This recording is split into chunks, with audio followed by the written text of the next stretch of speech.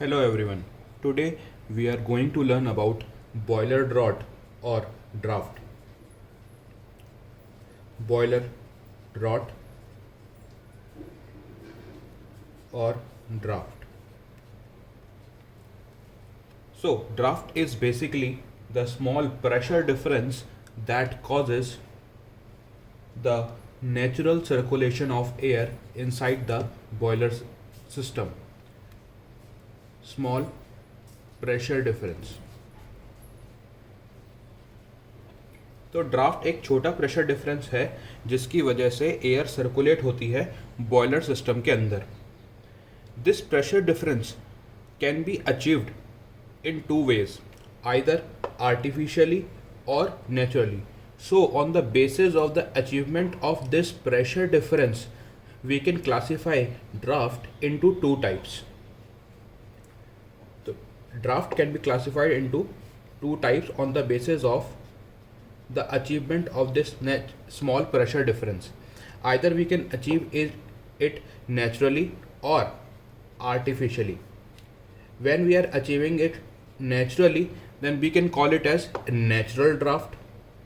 और अगर artificially इसको हम अचीव कर रहे हैं तो हम इसको बोलेंगे artificial draft. Natural draft is achieved with the help of the density difference of the hot and cold gases. तो नेचुरल ड्राफ्ट को हम अचीव करते हैं due to the density difference between the hot and natural gases, hot and cold gases sorry. तो density difference होने की वजह से प्रेशर में डिफरेंस आता है. एज वी नो कि pressure is the function of density.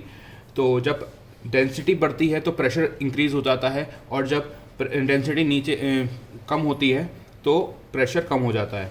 ठीक है, तो उसी हम डिफरेंस को यूज़ करते हुए अगर ड्राफ्ट को प्रोड्यूस कराएंगे, इस स्मॉल प्रेशर डिफरेंस को प्रोड्यूस कराएंगे, तो हम उसे कहलाएंगे natural draft. Artificial draft is achieved with the help of fan, blowers etcetera. Now artificial draft can be further classified into three types. Either it is forced draft, it is induced draft, or last one is balanced draft. Forced draft में क्या होता है कि अगर हम boiler system से पहले fan को लगाएंगे जो कि पुश करेगा, सर्कुलेट कराएगा एयर को through out the boiler system, ठीक है, तो हम उसको बोलेंगे फोर्स्ड ड्राफ्ट. से दिस इज द बॉयलर. इसके नीचे फर्नेस होगी जिसको एयर की ज़रूरत होगी फॉर द कंबशन. से उसके आगे हमारे पास सेवरल बॉयलर एसेसरीज लगी हुई हैं जैसे super heater, economiser, air pre heater, and then lastly the chimney. Right, अगर हमने फैन को यहाँ लगा रखा है, ठीक है, that is circulating air inside the boiler system, then it is called forced draft. अगर हमने फैन यहाँ लगा रखा है which is sucking air throughout the boiler system, जो कि पूरे सिस्टम में से एयर को सक कर रहा है. अब ये आईडी फैन होगा तो यहाँ पे क्या करेगा, ये प्रेशर का डिफरेंस क्रिएट करेगा, ये प्रेशर को कम कर देगा. वहाँ पे प्रेशर को कम करेगा तो एयर सक हो जाएगी पूरे बॉयलर सिस्टम से होते हुई और चिमनी के थ्रू बाहर निकल जाएगी. तो अगर हमने यहाँ लगा रखा है अपना फैन तो ये कहलाएगा इंड्यूस्ड ड्राफ्ट. क्यों? क्योंकि ये एग्जॉस्ट फैन की तरह काम कर रहा है, एक आईडी फैन की तरह काम कर रहा है. ठीक है, तो ये इंड्यूस्ड ड्राफ्ट होता है. अगर हमने दोनों का इस्तेमाल करा है, एक फोर्स्ड फैन का भी और एक इंड्यूस्ड फैन का भी, ठीक है, तो दोनों का अगर हम इस्तेमाल कर रहे हैं then that would be called a balanced artificial draft. So we have to talk about the natural draft.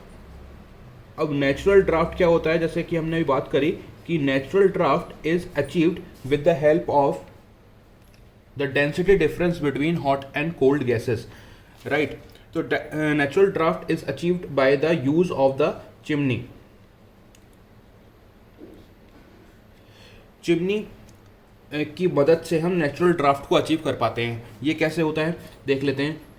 Let's say this is the chimney से, इसके अंदर हॉट फ्लू गैसेस फ्लो कर रही हैं, हॉट फ्लू गैसेस फ्लो कर रही हैं, और बाहर कोल्ड एयर का एक कॉलम होगा, कोल्ड एयर है जो कि एम्बिएंट एयर होगी, ठीक है। अब जो ये गैसेस इसके ऊपर प्रेशर लगाएंगी इस ग्रेट लेवल पे, और इसी ग्रेट लेवल पे जो ये कोल्ड एयर बाहर की हमारे पास प्रेशर लगाएगी, इन दोनों में जो प्रेशर डिफरेंस होता है इसकी वजह से अगर एयर सर्कुलेट हो रही है, एयर सक इन हो रही है अंदर, ठीक है, तो उसको हम बोलते हैं नेचुरल ड्राफ्ट। अब ये डिफरेंस आ क्यों रहा है?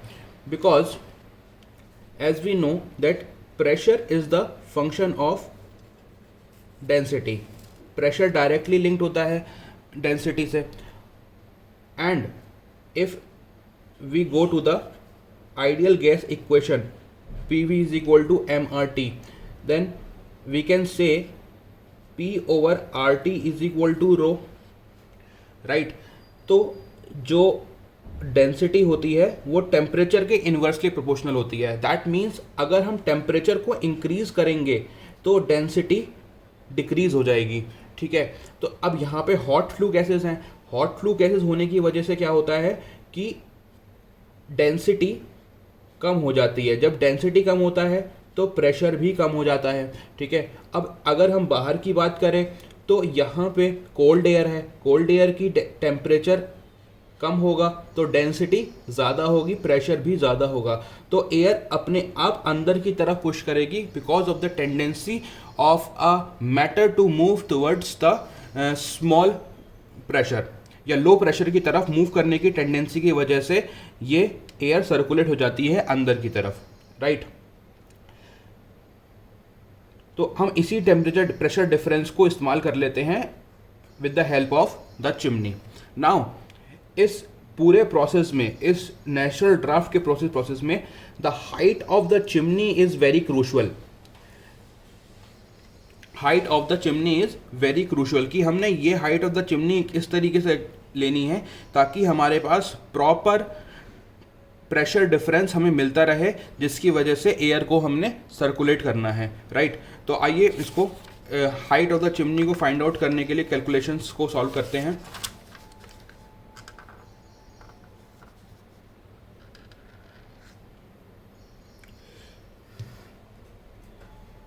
Now we have to find out the height of chimney for the natural draft,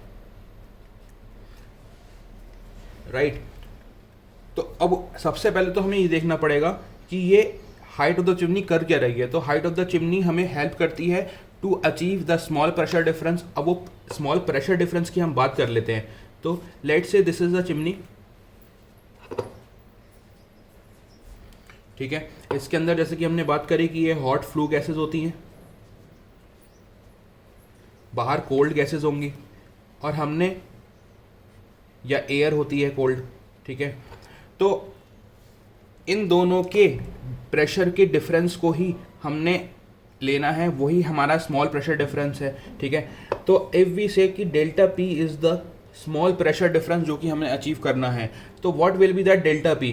delta P is nothing but the pressure of the cold column और air minus the pressure of the hot column, ठीक है ना, hot flue gases की वजह से pressure.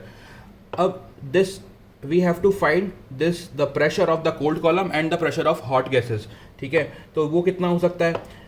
This is rho C, let's say rho C, because cold gases की हम pressure की बात कर रहे हैं, तो मैंने इसको डोनेशन लिया है रो सी, ठीक है।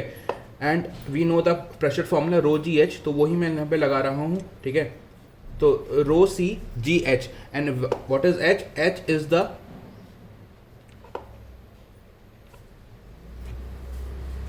Height of the chimney, right. तो वो इतना प्रेशर इस पे लग रहा होगा, ठीक है, minus rho H, that is the hot density of the hot gases ji H, ठीक है। अगर हम यहाँ पे एक चीज़ देखें कि मान लेते हैं कि इतनी ही हमारे पास हाइट है, ठीक है, इसका अगर हम कोल्ड गैसेस का कॉलम देखना चाहें तो मान लेते हैं कि कोल्ड गैसेस का कॉलम सिर्फ इतना है हमारे पास, ठीक है। कोल्ड गैसेस का कॉलम हमारे पास सिर्फ इतना सा है, ठीक है। अब इसका जो प्रेशर है वो क्या है, rho C G H, height is H, ठीक है। अब इसकी डेंसिटी ज़्यादा है, मान लेते हैं मुझे इसका इक्विवेलेंट एक कॉलम चाहिए जिसका जो कि हॉट गैसेस से बना हुआ हो। तो हॉट गैसेस से बना हुआ होगा तो ऑब्वियस सी बात है कि उसकी हाइट ज़्यादा होगी, ठीक है। हाइट क्यों ज़्यादा होगी, क्योंकि डेंसिटी कम है, ठीक है। तो जब अगर हाइट राइट अगर डेंसिटी कम है तो we have to compensate that the loss of density with the help of height. तो वो हमारे पास जो बड़ा कॉलम होता है वो हॉट फ्लू गैसेस का होता है। अब हमारे पास क्या है कि हमारे पास हॉट फ्लू गैसेस का भी उतना ही कॉलम है जितना कि कोल्ड कॉलम का है। तो इस वजह से क्या होगा कि यहाँ पे प्रेशर कम होगा अंदर की तरफ, तो प्रेशर कम होगा तो एयर नेचुरली अंदर की तरफ सर्कुलेट हो जाएगी। नाउ तो this is the pressure difference rho C G H minus rho H G H. Our main motive is now to find out rho C and rho H, ठीक है। अब इसके लिए जब हमें कोल्ड गैसेस की और हॉट गैसेस की डेंसिटी को फाइंड आउट करना है तो उसके लिए हमने क्या करना पड़ेगा, हमें एक स्टैंडर्ड डेंसिटी चाहिए होगी। तो स्टैंडर्ड डेंसिटी के लिए हमें एक standard temperature conditions, pressure conditions भी चाहिए होंगी। तो let's say that temperature and pressure conditions are that temperature is absolute zero,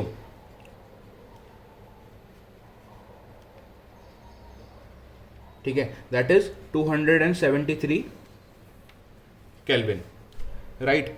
तो ये हमारे पास टेम्परेचर है। Next pressure, atmospheric pressure 101.325 kilo pascal,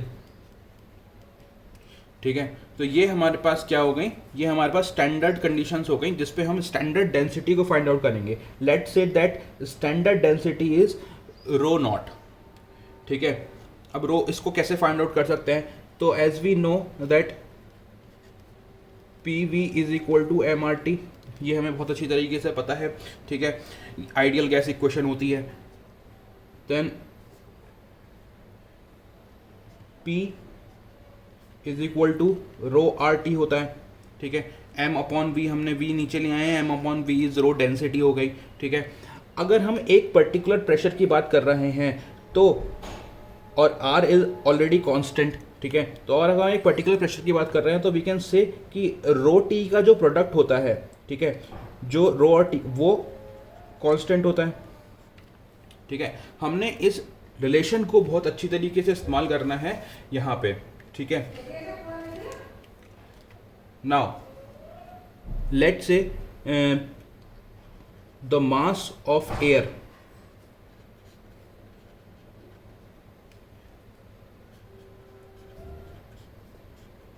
per kg of fuel is m, right।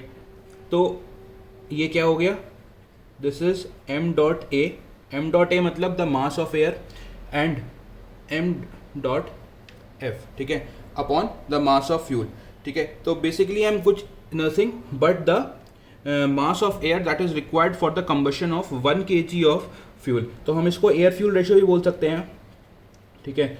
तो this is m। Now, what is the mass of flue gases?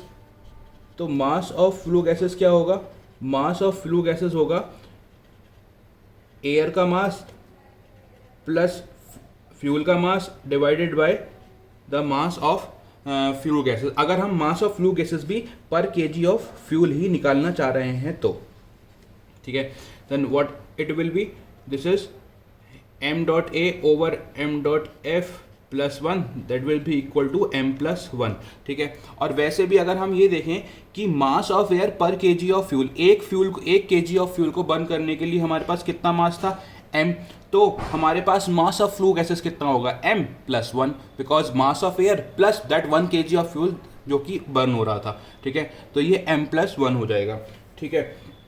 अब हमें निकालना क्या है, रो सी और रो एच। तो इसको निकालने की कोशिश करते हैं, ठीक है। लेट्स सी पहले रो सी निकालते हैं, रो सी। ठीक है, अब रो सी हम कैसे निकाल सकते हैं? तो हमने देखा कि रो और टी का जो प्रोडक्ट होता है वो कांस्टेंट होता है। ठीक है, तो now we have to compare it with the standard conditions. ठीक है, तो rho C, this is the density of the cold gas column into T A. क्यों? क्योंकि ये जो कोल्ड गैस का कॉलम है ये कहाँ है? बाहर है, एम्बियंट एटमॉस्फेयर पे है, तो हमने इसको टी ए ले लिया। ठीक है, कि एम्बियंट एयर टेम्परेचर पे इज इक्वल टू कॉन्स्टेंट, तो we can say that standard density rho naught into T naught on the absolute zero temperature, जिसकी हमने यहाँ पे बात करी थी कि rho naught into T naught is equal to rho C into T A लिख देंगे हम। ठीक है, तो यहाँ से हमारे पास रो सी कितना हो गया? रो सी हो गया rho naught into T naught over T A. ठीक है, देन अगर हम यहाँ पे बात करें तो पी सी की, तो पी सी हमारे पास हो जाएगा rho naught T naught over T A into G H. तो ये हमारे पास पी सी आ गया है। Right, now let's find out the P H. अब हम पी एच कैसे निकाल सकते हैं? तो पी एच हमारे पास निकालने का तरीका क्या है कि हम फिर से हमें रो एच की बात करनी पड़ेगी। ठीक है, अब रो एच कैसे निकल सकता है? तो रो एच निकालने के लिए हमें पता है कि हॉट फ्लू गैसेस की ये बात कर रहा है। ठीक है, तो हॉट फ्लू गैसेस में हम क्या करेंगे कि rho H density will be equal to the mass of hot flue gases over the volume of hot flue gases. Right भाई, ये सिंपल फॉर्मूला होता है डेंसिटी का mass over volume. Then what is the mass of hot flue gases? ये हमने अभी निकाला है, mass of flue gases is m+1। Right, अब हमें वी एच की बात करनी है, तो ये वी एच कैसे निकल सकता है? तो वी एच हम एक एजम्पशन मानते हैं कि that will be equal to the volume of air, यानी कि जितना भी हॉट फ्लू गैसेस का वॉल्यूम है, ठीक है, वो किसका होगा?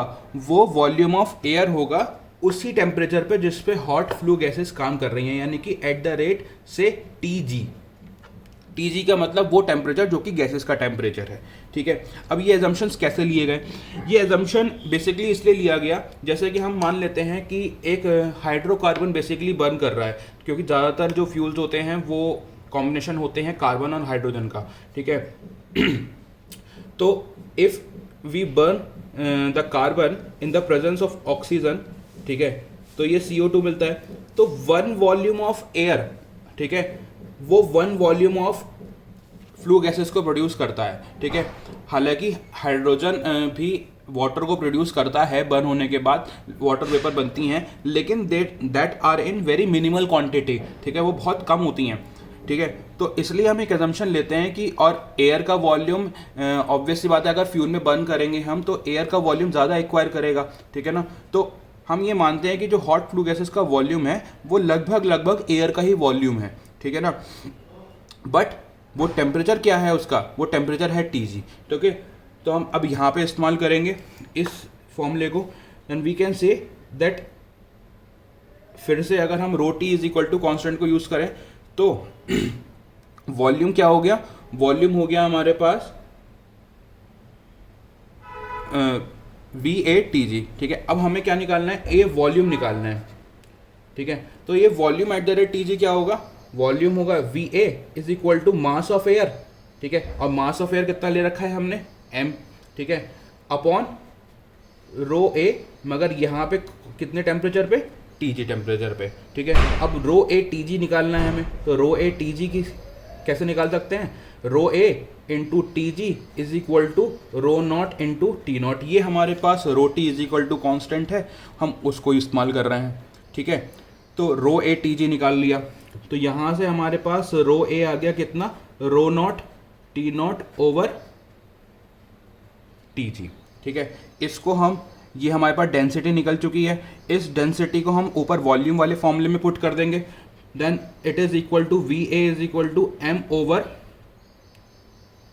रो naught T naught over T जी।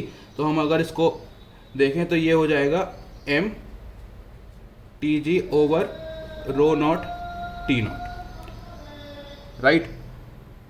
अब इस वी ए को हम कहाँ इस्तेमाल करेंगे, क्योंकि ये वही वॉल्यूम है, ये एयर का वॉल्यूम है eight the rate T G temperature, और हमने इसी को माना है कि ये हॉट फ्लू गैसेस का टेम्परेचर होगा।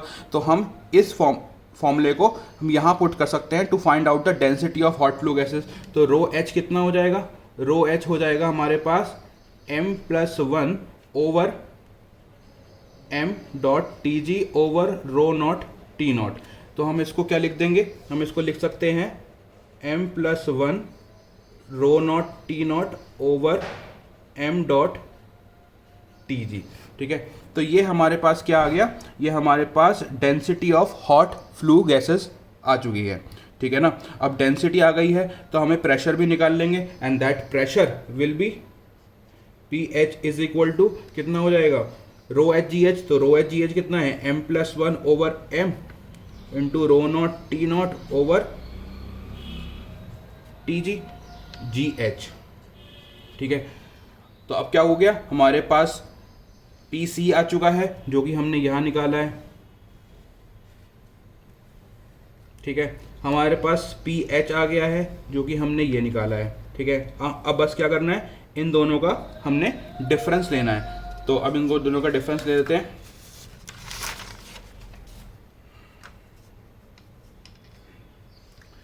ठीक है, तो delta P is equal to कितना हो जाएगा, P C minus P H, ठीक है। अब ये पी सी हमने कितना निकाला था, rho naught T naught over T A G H, minus P H हमने कितना निकाला था, m+1 over m rho naught T naught over T G G H, ठीक है। इसको हम बाहर निकाल लेते हैं, जी एच और रो नॉट टी नॉट, ये सारा कॉमन पार्ट हमने बाहर निकाल लिया। देन इट इज़ जो लेफ्ट है वो है 1/TA minus m+1 over m 1 over Tg, right? Now we have to calculate the value of this rho naught and T naught, ठीक है। T naught की वैल्यू हमें पता है, T naught कितने होते हैं, T naught is 273 केल्विन, ठीक है। And how to calculate rho naught, तो रो नॉट हम कैसे निकाल सकते हैं, P V is equal to M R T से हम निकाल सकते हैं, ठीक है। तो इसको निकालने का तरीका कैसे हो गया, P V is equal to M R T and now P one is P is 101.325, ये हमारा स्टैंडर्ड प्रेशर था जो हमने लिया था, ठीक है, is equal to rho into 0.287 जो कि हमारे पास एयर की कैरेक्टरिस्टिक गैस कांस्टेंट होती है, एंड टेम्परेचर इज 273। अगर हम इसको कैलकुलेट करेंगे तो हमारे पास 101.325 divided by 0.287 divided by 273, and it is coming rho, let's say rho naught, तो rho naught is coming 1.293, right. तो हमारे पास रो नॉट भी यहाँ से आ गई है 1.293। This is the density of air at the absolute zero temperature, right, kg/m³ इसकी यूनिट होगी, ठीक है। अब इन दोनों को हम मल्टीप्लाई कर लेते हैं into 273 and it is coming rho naught into T naught is 353, ठीक है। तो हम इसको इस वैल्यू को यहाँ पुट कर देते हैं, तो ये आ जाएगा हमारे पास 353 GH 1 over TA minus m+1 over m 1/Tg, ठीक है। This is the formula for the pressure difference in terms of the height of chimney. If we have been given the pressure difference की pressure difference कितना होता है, ठीक है, तो इतना है, तो आपको हाइट ऑफ चिमनी निकालिए, तो हम इस फॉर्मूले को इस्तेमाल कर सकते हैं for calculating the height of chimney. तो इसको अगर हम इंटरप्रेट करना चाहें तो ऐसे भी बोल सकते हैं कि this height of chimney, this particular height of chimney will be able to produce this much the pressure difference that is required for the circulation of air, ठीक है। अब नाउ क्योंकि ये प्रेशर डिफरेंस बहुत कम होता है, बहुत छोटा होता है, तो it is rather measured in terms of the column of water, ठीक है। तो हम उसको भी देख लेते हैं कि अगर हम इन terms of column of water इसको निकालना चाहेंगे तो कितना होगा, ठीक है। तो इन terms of column of water हम निकाल सकते हैं, बहुत सिंपल है। इस डेल्टा पी को हम क्या करेंगे, रो जी एच से ही इक्वेट करेंगे, लेकिन इस बार रो किसकी होगी, वाटर की होगी। G is constant and that column is also of the water column. तो रो जी एच डब्ल्यू हमने लेंगे, ये हमारे पास कितना है 353 G H 1/TA minus m plus 1/m1/TG। अब डेंसिटी ऑफ वाटर कितनी होती है, 1000 होती है, ठीक है। G इज़ कांस्टेंट, तो G से हमारे पास G कैंसिल हो जाएगा एंड दिस इज HW। तो ये HW हमारे पास कितना आ जाएगा 353/1000 H1/TA minus m plus 1/m1/TG, right. तो this is the column of water in terms of meters of water. अगर हम इसको मिलीमीटर ऑफ वाटर में निकालना चाहेंगे तो क्या होगा, इसको 1000 से मल्टीप्लाई कर देंगे तो ये वाला 1000 कैंसिल हो जाएगा, then it will coming this is we can say this is metres of water, ठीक है। तो ये हो जाएगा हमारे पास 353H 1/TA minus m plus 1/m1/TG millimetre of water, right. So this is how this is 353H 1/TA minus m plus 1/m 1/TG. This is coming in terms of millimeter of water क्योंकि हमने 1000 से multiply कर दिया। तो this is how we can calculate the pressure difference in terms of the column of water. तो अगर ज़्यादातर हमारे पास जो न्यूमेरिकल्स होते हैं उसमें कॉलम ऑफ वाटर में ही प्रेशर डिफरेंस दिया हुआ होता है, तो हमने ये वाला फॉर्मूला ही यूज़ करना है for calculating the height of the chimney, right. कई बार in terms of hot gases भी होता है कि in terms of column of hot gases बताइए, तो how to calculate this in terms of the column of hot gases. Same procedure होगा, in terms of column of hot gases निकालना है हमें, तो कैसे करेंगे। In terms of column of hot gases निकालने के लिए हम क्या करेंगे, हम इस डेल्टा पी जो हमने कैलकुलेट करा है इसको रो जी एच से ही इक्वेट करेंगे, मगर इस बार जो डेंसिटी और हमारे पास एच कॉलम होगा वो पूरा का पूरा हॉट गैसेस का होगा, ठीक है। तो हमारे पास कितना हो जाएगा, रो जी हो जाएगा और G is constant and that column is of H G, ठीक है। वो हॉट गैसेस का कॉलम होगा, ठीक है। तो फिर से हमने डेल्टा पी निकाल रखा है, इसको इक्वेट कर देते हैं 353 G H over 1/TA minus m plus 1/m 1/TG, ठीक है, इज इक्वल टू नाउ रो जी। अब हमारे पास रो जी कहाँ से आएगा, तो रो जी हमने थोड़ी देर पहले अभी निकाला था कि हॉट वॉल्यूम के लिए रो जी, जो हॉट फ्लू गैसेस के लिए जो हमने वहाँ पे रो एच की टर्म्स में निकाला था, ठीक है ना, वही हम यूज़ करेंगे। दैन वो कितना था, m plus 1/m rho naught T naught over TG, right. ये हमने रो एच निकाली थी। हॉट गैसेस की डेंसिटी कितनी होती है, तो हॉट गैसेस की डेंसिटी रो जी है, क्योंकि हॉट गैसेस के कॉलम में हम निकाल रहे हैं तो यहाँ पे रो जी लिखना पड़ेगा, और rho G is nothing but the rho H, जो कि हमने हाइट ऑफ द चिमनी निकालने के लिए निकाले थे, तो हम रादर इसको रो एच ही लिख देते हैं, ठीक है ना। तो दिस इज रो एच। तो रो एच कितना है, हॉट गैसेस की डेंसिटी जो हमने पहले कैलकुलेट करी थी, that is m plus 1/m rho naught T naught over TG, ठीक है, इनटू G इंटू HG। अब हमें इस टर्म्स में निकालना है, ठीक है। तो as we know rho naught T naught का जो प्रोडक्ट है वही 353 होता है, ठीक है। तो हम इसको कैंसिल आउट कर सकते हैं, ठीक है। G से G कैंसिल हो जाएगा, ठीक है। तो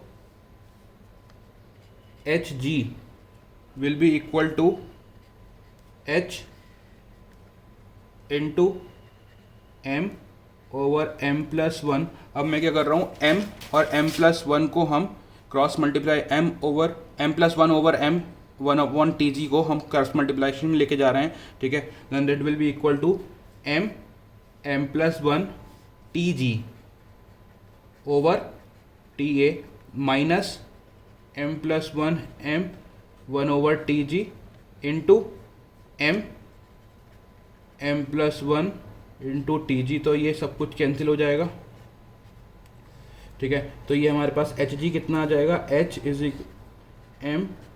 m+1 TG over TA minus 1।